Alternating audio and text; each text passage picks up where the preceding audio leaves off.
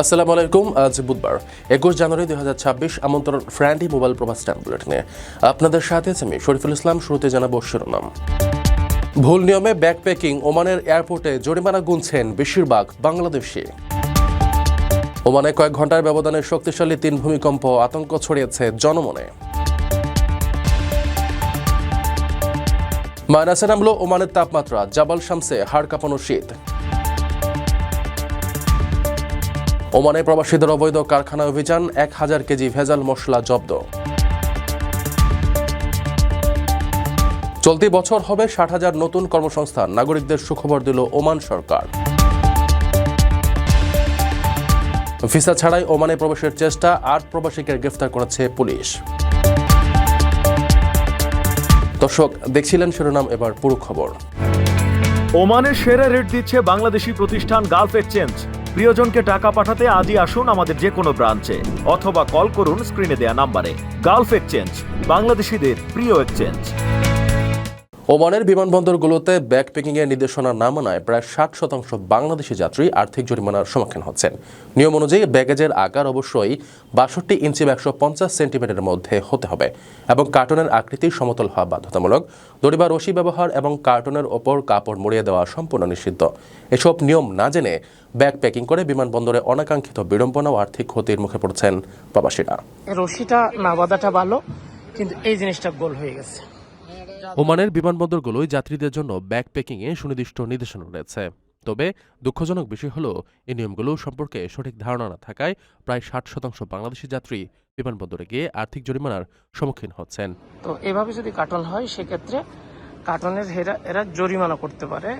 বুধবার মাস্কাট বিমানবন্দরে সরেজমিনে গিয়ে দেখা গেছে অনেক বাংলাদেশি যাত্রীর ব্যাগ ও কার্টন ত্রুটিপূর্ণ।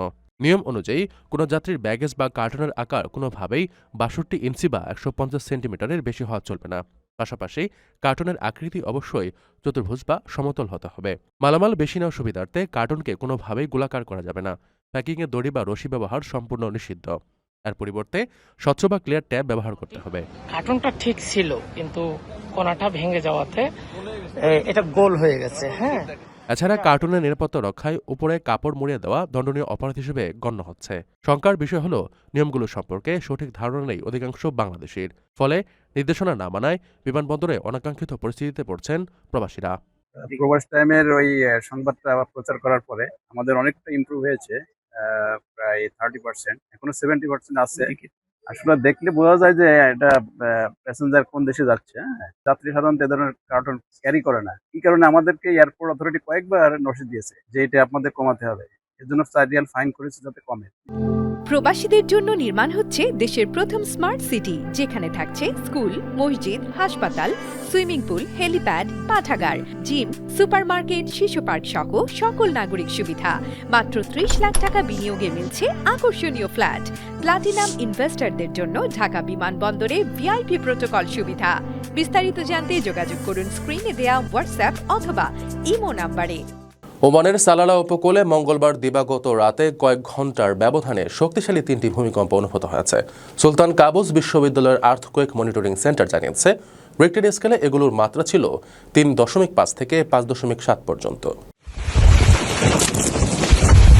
ওমানে মঙ্গলবার দিবাগত রাতে কয়েক ঘন্টার ব্যবধানে 3বার ভূমিকম্প অনুভূত হয়েছে। দেশটির উপকূলের কাছে আরব সাগরে বুধবার ভোরে পরপর 3টি হালকা থেকে মাঝারি মাত্রার ভূমিকম্প রেকর্ড করা হয়। সুলতান কাবুস বিশ্ববিদ্যালয়ের আর্থকোয়েক মনিটরিং সেন্টার জানিয়েছে ভোর রাত থেকে ভোর পর্যন্ত সময়ের মধ্যে এসব কম্পন শনাক্ত করা হয়েছে। সেন্টারের তথ্য অনুযায়ী প্রথম ভূমিকম্পটি স্থানীয় সময় রাত 2:19 ঘটে। রিক্টার স্কেলে এর মাত্রা ছিল 3.5। কম্পনের উৎপত্তিস্থল ছিল সালালা শহরের দক্ষিণ পশ্চিমে আনুমানিক 263 কিলোমিটার দূরে এবং ভূপৃষ্ঠের প্রায় 35 কিলোমিটার গভীরে। এরপর ভোর 4:27 তুলনামূলকভাবে শক্তিশালী দ্বিতীয় ভূমিকম্পটি রেকর্ড করা হয়।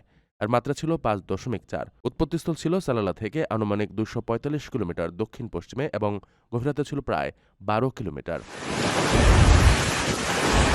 অল্প সময়ের ব্যবধানে ভোর 5:05 তৃতীয় ভূমিকম্পটি আঘাত হানে, যার মাত্রা ছিল 5.7। সেন্টার জানায় এই কম্পনের উৎপত্তিস্থল সালালার দক্ষিণ পশ্চিমে আনুমানিক 209 কিলোমিটার দূরে এবং এর গভীরতা ছিল প্রায় 10 কিলোমিটার। আপনার স্বপ্নগুলো আকাশ ছুবে প্রবাসীর হেলিকপ্টারের মাধ্যমে। বিয়ে, জন্মদিন অথবা যে কোনো বিশেষ প্রয়োজনে হেলিকপ্টার ভাড়া করতে যোগাযোগ করুন স্ক্রিনে দেয়া নাম্বারে। প্রবাসীর হেলিকপ্টার, নিরাপদ ও সাশ্রয়ী বাহনের বিশ্বস্ত নাম। ওমানের কয়েকটি এলাকায় হাড় কাঁপানো শৈত্যপ্রবাহ শুরু হয়েছে। জাবাল শামসে গত 24 ঘন্টায় সর্বনিম্ন তাপমাত্রা রেকর্ড করা হয়েছে -0.1 ডিগ্রি সেলসিয়াস। সিভিল এভিয়েশন অথরিটির তথ্য অনুযায়ী সাইক ও ইয়াংকুলেও তাপমাত্রা আশঙ্কাজনক হারে কমেছে। ওমানে তাপমাত্রা শূন্যের নিচে নেমে গেছে। দেশটির সর্বোচ্চ পর্বতাঞ্চল জাবাল শামসে গত 24 ঘন্টায় সর্বনিম্ন তাপমাত্রা রেকর্ড করা হয়েছে -0.1 ডিগ্রি সেলসিয়াস। ওমানের সিভিল এভিয়েশন অথরিটি জানিয়েছে, মঙ্গলবার পর্যন্ত গত 24 ঘন্টায় দেশের বিভিন্ন স্থানে সর্বনিম্ন তাপমাত্রার একটি হিসাব সংকলন করেছে তাদের আবহাওয়া পর্যবেক্ষণ কেন্দ্রগুলো। এতে দেখা যায় জাবাল শামস ছিল সর্বনিম্ন তাপমাত্রার তালিকায় শীর্ষে। এরপর সাইকে সর্বনিম্ন তাপমাত্রা রেকর্ড হয়েছে 4.8 ডিগ্রি সেলসিয়াস এবং ইয়াংকুলে 9.5 ডিগ্রি সেলসিয়াস। আবহাওয়া দপ্তরের তথ্য অনুযায়ী অন্যান্য এলাকার মধ্যে সর্বনিম্ন তাপমাত্রা ছিল হাইমায় 11.0 ডিগ্রি, মুকসিনে 11.3 ডিগ্রি, ফাহুদে 11.5 ডিগ্রি, নিজুয়ায় 11.5 ডিগ্রি, আর সুনাইনায় 11.6 ডিগ্রি, বাহলায় 12.3 ডিগ্রি এবং আল জামাইমে 12.4 ডিগ্রি সেলসিয়াস। আকর্ষণীয় রেট ও দারুণ সব ডাটা বান্ডেল পেতে আজই ব্যবহার করুন ফ্রেন্ডলি সিম। ওমানের নিজোয়া এলাকায় একটি আবাসিক বাড়িতে অভিযান চালিয়ে 1000 কেজিরও বেশি ভেজাল অনুমোদনহীন মশলা জব্দ করেছে ভোক্তা সুরক্ষা কর্তৃপক্ষ। একদল প্রবাসী কর্মী কোনো লাইসেন্স বা স্বাস্থ্যবিধির তোয়াক্কা না করে নোংরা পরিবেশে এই ব্যবসা চালিয়ে আসছিল। জব্দকৃত পণ্যের উৎপাদনের তারিখ বা মেয়াদের কোনো উল্লেখ না থাকায় জনস্বাস্থ্যের জন্য এটি ছিল মারাত্মক ঝুঁকি। ওমানের নিজোয়া এলাকায় একটি আবাসিক বাড়িতে অভিযান চালিয়ে 1000 কেজিরও বেশি ভেজাল অনুমোদনহীন মশলা জব্দ করেছে দেশটির ভোক্তা সুরক্ষা কর্তৃপক্ষ। একদল প্রবাসী কর্মী কোনো ধরনের লাইসেন্স বা স্বাস্থ্যবিধির তোয়াক্কা না করে একটি বসতবাড়ির ভেতরে অবৈধভাবে এসব মশলা প্যাকেটজাত ও প্রক্রিয়াজাত করছিল। গোপন সংবাদের ভিত্তিতে নিজোয়া পৌরসভা এবং সংশ্লিষ্ট অন্যান্য কর্তৃপক্ষের সহযোগিতায় এই যৌথ অভিযান পরিচালনা করা হয়। কর্তৃপক্ষ জানিয়েছে, জব্দকৃত এসব খাদ্যপণ্য কোনো স্বীকৃত মানদণ্ড বা স্বাস্থ্য সুরক্ষা বিধি মেনে তৈরি করা হচ্ছিল না। এমনকি এসব মশলার প্যাকেটে উৎপাদনের তারিখ বা মেয়াদোত্তীর্ণের মেয়াদের মতো জরুরি লেভেলও ছিল না, যা জনস্বাস্থ্যের জন্য মারাত্মক ঝুঁকি তৈরি করতে পারত। অবৈধভাবে এই ব্যবসার মাধ্যমে কর্মীরা বাণিজ্যিক জালিয়াতি বিরোধী ইউনিফাইড আইন লঙ্ঘন করেছে। অভিযান চলাকালীন 1000 কেজিরও বেশি মশলার পাশাপাশি এগুলো প্যাকেটজাত করতে ব্যবহৃত বিভিন্ন সরঞ্জাম ও যন্ত্রপাতিও বাজেয়াপ্ত করা হয়েছে। এই ঘটনায় জড়িত ব্যক্তিদের বিরুদ্ধে ভোক্তা সুরক্ষা আইন ও নির্বাহী প্রবিধান অনুযায়ী কঠোর আইনি ব্যবস্থা গ্রহণের প্রক্রিয়া শুরু হয়েছে। ওমানের সাধারণ মানুষের জন্য নিরাপদ পণ্য নিশ্চিত করতে এই ধরনের অভিযান অব্যাহত থাকবে বলে জানিয়েছে কর্তৃপক্ষ। একই সঙ্গে বাজারে কোনো ধরনের অনিয়ম বা অস্বাস্থ্যকর পণ্য দেখলে তাৎক্ষণিকভাবে কর্তৃপক্ষকে অবহিত করার জন্য সাধারণ মানুষকে বিশেষভাবে অনুরোধ জানানো হয়েছে। ওমানে শ্রম বাজারে 2026 সালে 60,000 নতুন কর্মসংস্থান সৃষ্টির ঘোষণা দিয়েছে দেশটির শ্রম মন্ত্রণালয়। এর মধ্যে 10,000 সরকারি ও 33,000 বেসরকারি খাতের পদ রয়েছে, যা সম্পূর্ণভাবে ওমানি নাগরিকদের জন্য সংরক্ষিত থাকবে। এছাড়া 17,000 মানুষকে বিশেষায়িত কারিগরি প্রশিক্ষণ দিয়ে কর্মসংস্থানের উপযোগী করা হবে।